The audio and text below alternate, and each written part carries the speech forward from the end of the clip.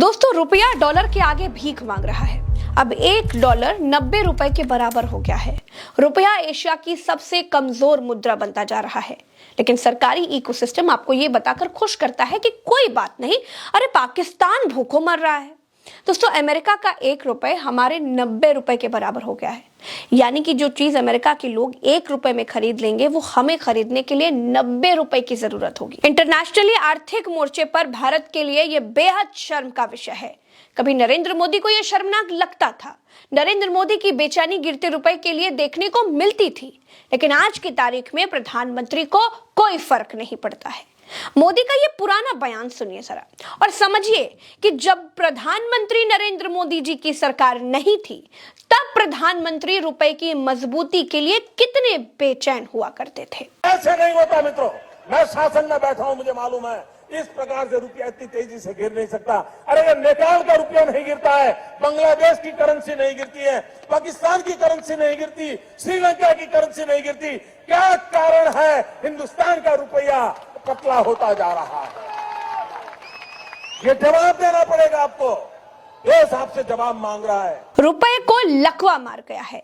प्रधानमंत्री पिछले 11 साल से सत्ता में है, लेकिन अब प्रधानमंत्री के मुंह से रुपए का रा नहीं निकलता है।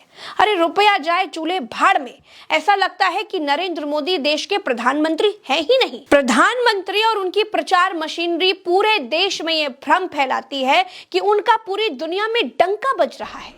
भारत तो विश्वगुरु बन चुका है, जबकि ऐसा कुछ भी नहीं है।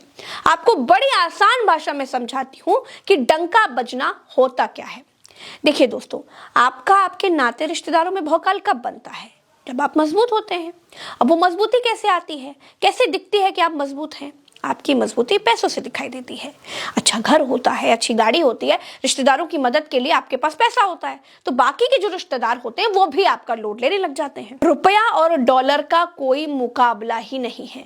आपकी गरीबी रुपए की कीमत से ही दिखाई देती है और आप कहते हैं कि दुनिया में आपका डंका बज रहा है। और सबसे बड़ी बेशर्मी की बात यह है दोस्तों कि रुपए की सेहत ठीक कैसे की जाए, इसका कोई प्लान भी आपके पास नहीं है। वित्त मंत्री मैडम तो ऐसी है जो प्याज महंगा होने पर कह देती हैं कि वो प्याज खाती ही नहीं है।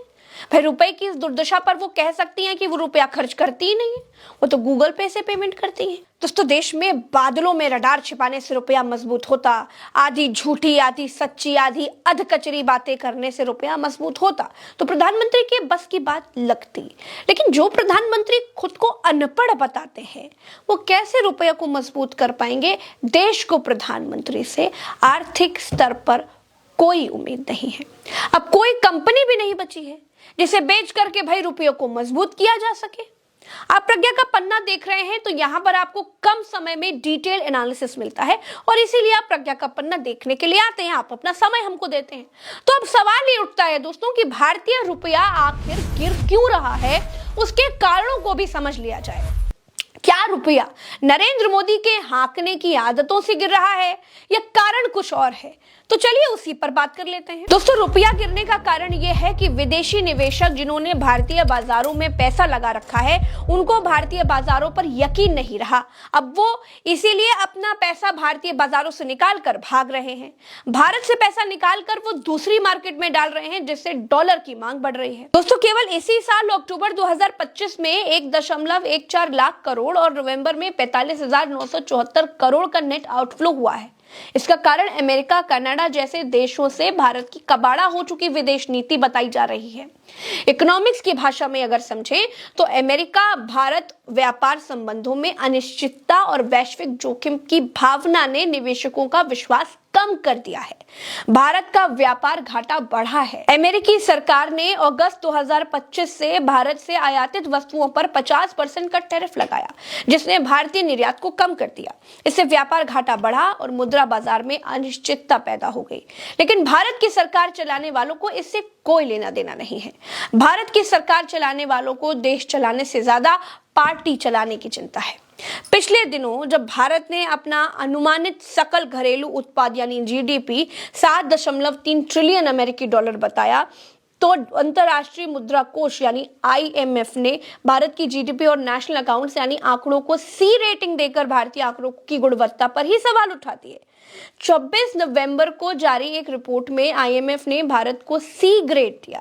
हैरानी ये भी है दोस्तों कि 8.2% की विकास दर का आंकड़ा आने के बाद भी शेयर बाजार में वो गर्मजोशी नहीं दिखाई दी जिसकी उम्मीद की जा रही थी। 2025 से 26 में भारतीय रुपया डॉलर के मुकाबले 6.19% गिर चुका है, जबकि पिछले एक महीने में ही ये गिरावट 1.35% की रही है। हाल के दिनों में रुपए में डॉलर के मुकाबले सबसे तेज गिरावट आई है। इस लिहाज से रुपया एशिया की सबसे कमजोर मुद्रा बन गया है। रुपया का कमजोर होना दर्शा रहा है कि अंतर्राष्ट्रीय स्तर पर भारतीय अर्थव्यवस्था की साख कमजोर हो रही है, लेकिन भारत के प्रधानमंत्री के सिर से बिहार की जीत की खुमारी उतर ही नहीं रही है। देखिए, इस वीडियो में मेरे साथ फिलहाल इतना ही, मुझे दीजिए इजाजत। लेकिन प्रधानमंत्री को सुनते जाइए। शीतकालीन सत्र से पहले वो देश को संबोधित कर रहे थे और विपक्ष को बिहार हार के बाद वो चिढ़ा रहे थे। उनको देश की आर्थिक स्थिति, देश की आर्थिक चुनौतियों से कोई फर्क नहीं पड़ता, उनको बिहार जीत से फर्क पड़ता है।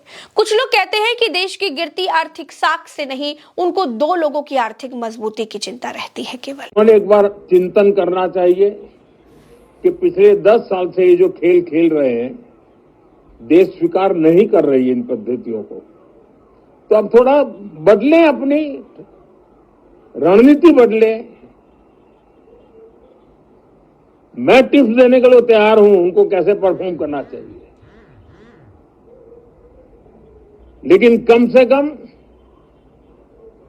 सांसदों के हकों पर तराप मत लगाइए। सांसदों को अभिव्यक्ति का अवसर दीजिए। अपनी निराशा और अपने पराजय में सांसदों को बलि मत बनाइए। मैं आशा करता हूं कि इन जिम्मेवारियों के साथ हम सब चलें